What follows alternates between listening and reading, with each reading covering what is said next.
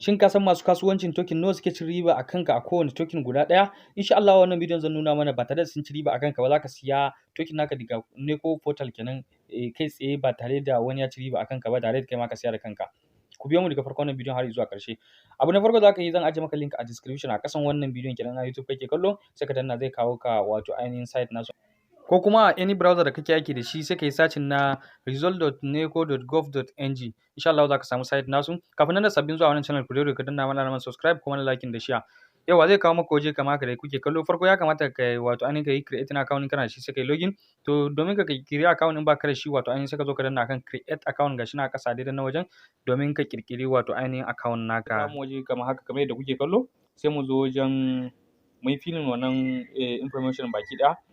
Farko ga shi first name za ka sa sunanka, sai ka sa sunanka na asali kenan, sai ka zo nan middle name wato ainihin kana da wani suna da ake kiranka kenan, in baka da shi za ka iya wucewa, sai ka zo last name sai ka sa sunan babanka kamar yadda kuke kallo ga shi ni na sa sunana. To sai mu zo nan wajen sai ka sa email ɗin da kake da shi wato ainihin email address naka ko Gmail ko ni Yahoo mail ko ma dai kowane irin mail da kake da shi, sai ka zo ka sa wannan email ɗin a daidai nan wajen. Bayan ka sa Gmail kamar haka sai ka zo wajen phone number shi ma sai ka sa phone number kamar yadda kuke kallo, zan sa nawa yanzu. Bayan ka sa phone number da kuke kallo kamar haka, to sai ka zo ko wajen passport sai ka zo ka yi creating na passport.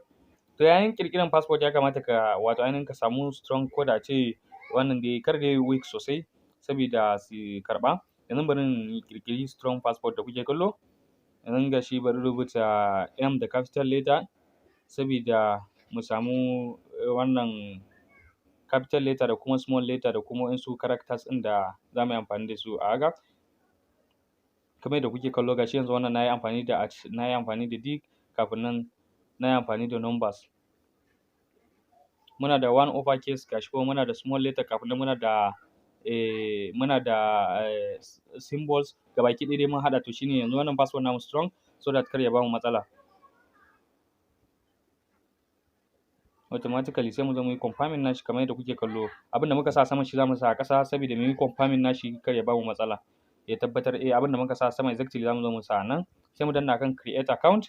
Muna gamawa ga shi ya kawo mana account namu ya riga da ya yi creating. Account created successfully. Za ka yi saving na WhatsApp na password naka in ka danna kan save. To sai mu zo mu yi login zuwa wannan account ɗin da muka ƙirƙira. Ga shi mun sa email da password namu kai tsaye sai mu danna kan login domin ya shigar mu cikin account namu da yanzu muka ƙirƙira.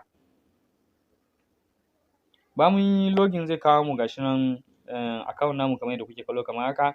Ga shi yana da wato ainihin wajaje da yawa haka, amma mu za mu zo wajen purchase token ne domin mu siya wannan token ɗin.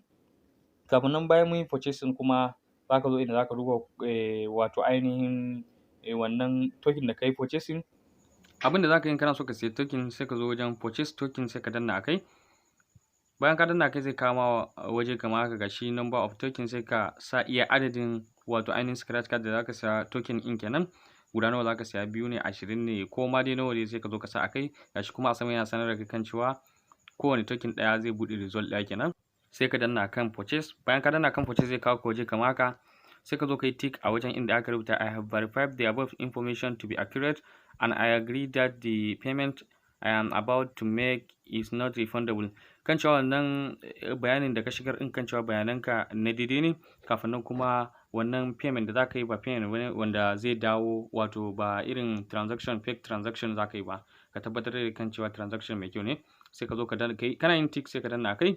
Zai kawo ka waje kamar haka inda za ka biya remitter kenan. Bayan ka biya remitter zai kawo ka inda za ka biya remitter kamar yadda kuke kallo, sai ka duba bayananka in daidai ne sai ka zo ka danna akan submit. Gashi ni duk bayanai na daidai ne wanda na riga da na yi filin kamar yadda kuke kallo. Gashi kai ma sai ka zo ka duba in dai duka bayananka daidai ne, to in ba bayananka daidai ba sai kuma ba ka je ka yi filin wannan bayanan ya zama daidai. To ni yanzu na duba dai komai nawa nake ga daidai ne, sai yanzu in danna akan submit kamar yadda kuke kallo. Ina danna akan submit zai ɗan yi sacin kaɗan kafin nan zai kawo mun wajen inda zan sa bayanan kati na kenan domin a cire wannan kuɗin payment da kuke kallo. A nan za ka zo ka sa wajen card number za ka zo ka sa nambobin jikin katinka kenan kamar yadda kuke kallo na gaban katinka. Bayan nan za ka zo wajen wato ainihin expiring date, zaka duba expiring date na katin ka kenan, sai ka zo ka sa kamar yadda yake. Kafin nan sai ka zo wajen CVV kuma wannan number na bayan katin ka kenan guda uku kenan, shine ake kira da CVV. Wannan kuma date of birth naka, wannan kuma card number na gaban katin ka. Kafin wannan date of birth shi ma yana gaban katin ka, kafin nan CVV yana bayan katin ka guda uku za ku kalla. Sai ka zo kaza kana danna, sai ka zo ka danna akan pay. Kana dannawa sai ka zo ka danna akan green, wato na ƙasan nan gashi nan. Kuma nawa ne zai samu amount wannan kuɗin baki ɗaya.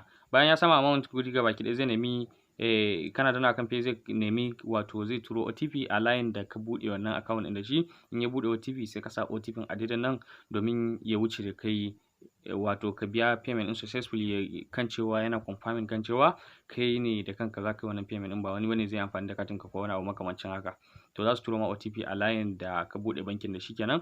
Bayan sun turo ma OTP sai ka yi ƙoƙari ka zo ka sa shi a daidai nan wajen. Kamar da kuke kallo, kar ku damu kan cewa wannan na using da computer nan ba wai matsala bane, ko kai da wayan ma haka zai kama. Kamar yadda kuke kallo gashi payment successfully, na riga da na biya, amma ba ɗaya na siya ba da yake kun kalli yawan wanda na siya. To sai ka dawo wajen wato home naka kenan gabaki ɗaya, dashboard naka kenan, sai ka zo wajen my token ko kuma ka zo view purchase token, zai kawo maka su da yawa haka. Sai ka danna akan send, zai nuno maka inda za ka yi printing, wato ainihin inda za ka yi share nashi zuwa printer ka kenan, ka yi printing nashi ba tare da wani matsala ba. Kamar da kuke kallo ga suna da wajen, sai in danna akan print. In ina son yin printing nasu sai in printing nasu ba tare da wani matsala ba. To wannan hanyar za ka bi ka siya wato ainihin za ka siya scratch card na Neco ka ba tare da matsala ba, ka siya token naka ba tare da wani matsala ba, kuma ta hanya wadda yana da sauƙin farashi sosai, direct daga wannan portal nasu na Neco, ba tare da wai sai ka je wani cafe sun ci riba akan ka ko wani makamancin haka ba. Wani hanya ne da za ka iya samun kuɗi da shi, wadda iya yawan token da ka siya iya yawan riba da za ka ɗora, umma dubu da wani abu, ko kuma amma kun kalli yanzu a daidai nan wajen a wani kuɗi kaɗan muka samu. Kafin nan za mu iya ƙara riba mu je mu sayar shi. Za ka yi kasuwanci da wannan wato ainihin sayar token ɗin nan ba tare da wani matsala ba, kuma ka samu kuɗinka. Mun gode da kasancewa da ku a Borno Free Tricks. Mu kasance da ku a bidiyoyinmu masu zuwa.